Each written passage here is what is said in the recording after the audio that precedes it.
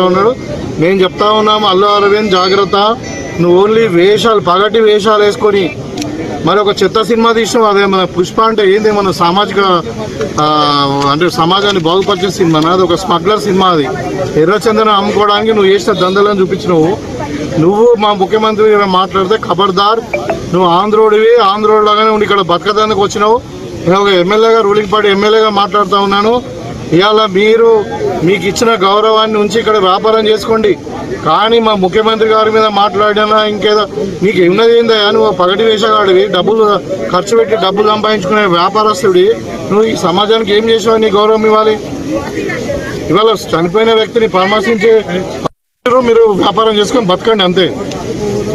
మీ contribution ఏముందా తెలంగాణకు? 100% మేము హెచ్చరిక జారీ చేస్తూ ఉన్నాము.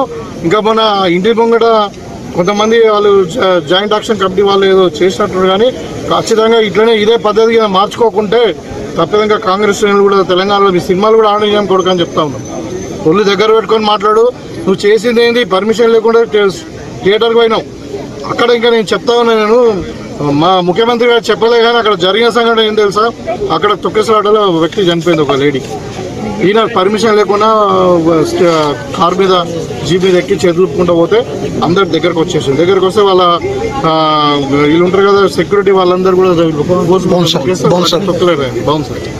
తొక్కిసలాట అయిన తర్వాత ఇక్కడ పోలీసు వాళ్ళు చెప్పి ఏసీబీ పోయి ఏమని చెప్పిందంటే, అక్కడ మహిళ చనిపోయింది, ఇంకొక బాబు తీవ్రంగా గాయపడ్డారు సార్, మరి ఇక్కడ ఉండకుండా మీరు థియేటర్కి వెళ్ళిపోండి అంటే వాడు ఏమంటాడు తెలుసా? నరబలి అయిపోయింది, సినిమా హిట్ అవుతారంట. ఆ ఫాల్తీ కూడా మాట్లాడేది.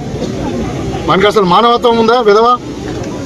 ఇవాళ నేను మాట్లాడుతూ ఉన్నాను, మీరు మళ్ళీ తర్వాత ఆ డీసీబీ పోయి నువ్వు అరెస్ట్ చేస్తాం, లేకుంటే నువ్వు సపదాకా వెళ్ళిపోయి ఇక్కడ ప్రాబ్లం అవుతుంది అని అంటే అప్పుడు వెళ్ళిపోయేటప్పుడు కూడా మళ్ళీ చదువుకుంటూ పోడు. ఏదో ఘనకార్యం చేసినట్టు ఇంకా మా ముఖ్యమంత్రి గారు మాట్లాడడం, ప్రభుత్వం మీద విమర్శించడం తగది. జాగ్రత్తగా ఒళ్ళు దగ్గర పెట్టుకొని నువ్వు వ్యాపారం చేసుకుంటే చేసుకో, లేకుంటే సపదాకా ఆంధ్ర వీక్ కూడా చెప్తున్నావు.